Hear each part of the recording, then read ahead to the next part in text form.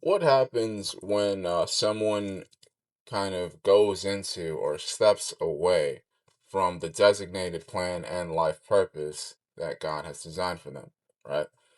There's this idea in spirituality that we all have a soul, and through our souls, God has designed life purpose for each and every one of us in this world, right? To grow spiritually, to succeed, and you know, in a way, it's some sort of life path that He wants us to go into, right? And not a lot of people choose to go through it, right? A lot of people choose to step away from it. It's actually quite common. It's actually quite the norm that a lot of people stray away from their designated life path. It is not that easy in modern society to pursue your designated life path. And it requires an open mind, it requires courage, and it requires the ability to just say nay, as I say, as to kind of look around you and say, hey, there's a school of fish, and there has to be more to this life than grabbing my briefcase and going into the office. There has to be more. Not a lot of people develop that introspection, those moments where they stop and think, what am I doing with my life? What am I doing here? And what purpose has God designated for me to be here? Right? Now, Carl Jung discusses this idea, right, in modern society, right, that he puts forth an idea that consider that a lot of people that focus on outer work and not inner work, they tend to become depressed and they don't tend to ever find themselves. Now, what do we mean by outer work and inner work? I mean, outer world and inner world, I should say. That's actually a better way of saying it. Now, when we talk about the outer world, we're talking about the world that in which we see and perceive. We're talking about going on social media, our phones. We're talking about going to jobs, going to school. When we refer to our inner world, we refer to as what's within ourselves, right? Our unconscious, right? So he made a quote that said, "Who looks outside dreams, who looks inside awakens," right? And you can find very common themes of this across all forms of spirituality, right? In Christianity, everyone says, Jesus is within us. Jesus is always with us. God is with us, right? God is always with you. Or some people say God is everywhere, right? Or that your connection to God is inside of you and it's not something you need to look for in the sky, which is something that I agree with. I find my connection to God within inside of me, right?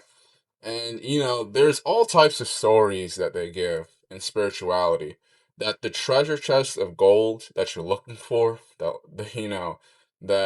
that big win that you're looking for, it's always been with you. It's always inside of you. It's always like right underneath your feet.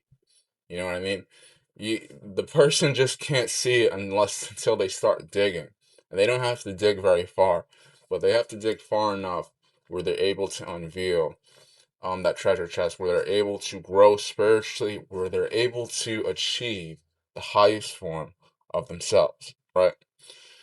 So it's a very relevant quote here, and it's a very important thing to consider that those that tend to focus on the outer world and not the inner world, they do tend to become depressed, right? They do tend to not find their life purpose. People that focus on school, work, television, entertainment, they tend to not find their life purpose. Their soul even begins to wither, right? You can see it all the time, almost very commonly, that you'll find a YouTube video of a teacher who quit her job to pursue art, and she'll be like, "Oh, I know it pays a lot less, but this is the path I wanted to pursue." You can almost see it all the time. I see it all the time where I see guys post YouTube videos. Hey, I quit my corporate job paying 100K to become a YouTuber. And I almost see it literally all the time. Hey, I quit my I quit my driver's job that was paying a lot of money because I really wanted to start painting. I almost see it all the time where someone kind of takes a risk and kind of pursues a hobby, pursues an interest in the arts, right? To kind of do what they want to do. And this isn't about how you need to focus on the arts and all that. This isn't that you need to focus on painting or music and all that. This isn't about that. This is about, if you think about how the world used to be before all this modernization, this is how the world used to be. People used to be focused on the creative arts, the creative work, Work that led to fulfillment, work that led to growth. I think we can all agree that when you focus on nurturing your creative side of things, doing what you naturally feel inclined to do, you do feel like you've grown.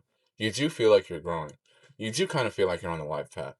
And when you're on your way to work or school, everything feels so mundane sometimes. Sometimes it feels like you're going through the motions. You're just going through the motions. That's not to say, you need to kind of drop everything and pursue this right now.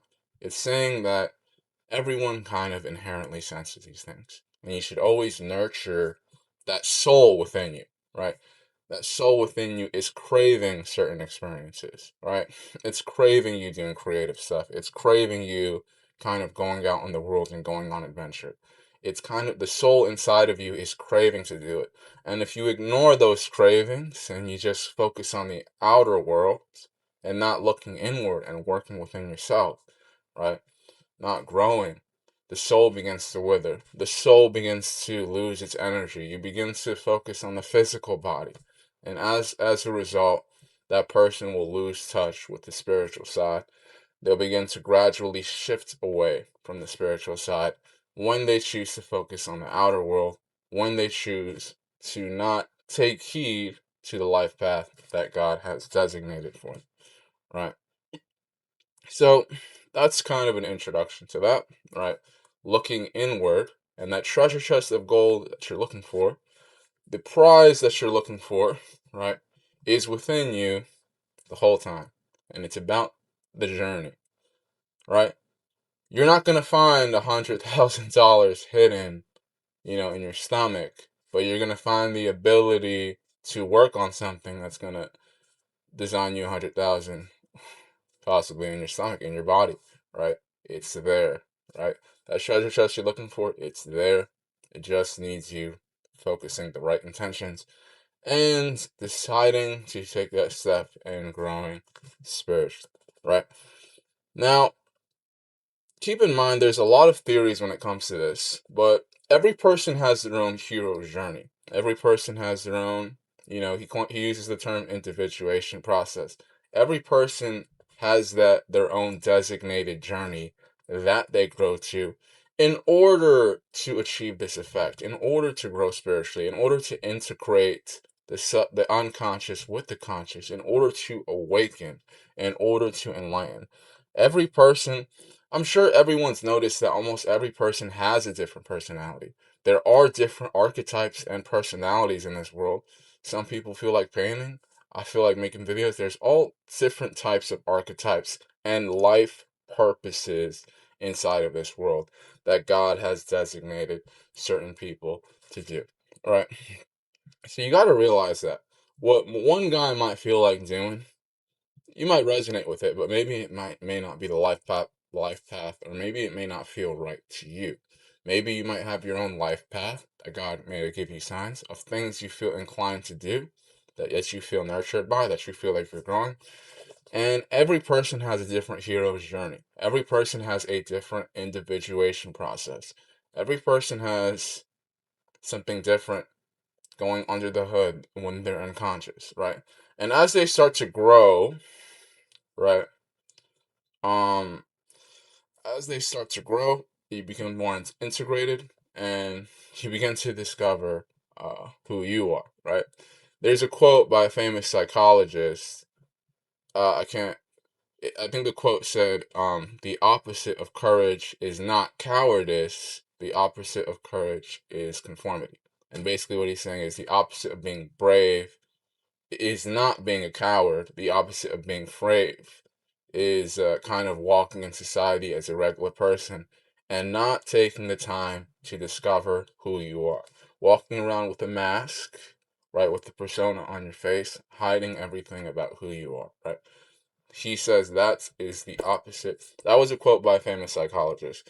The opposite of courage is that, right?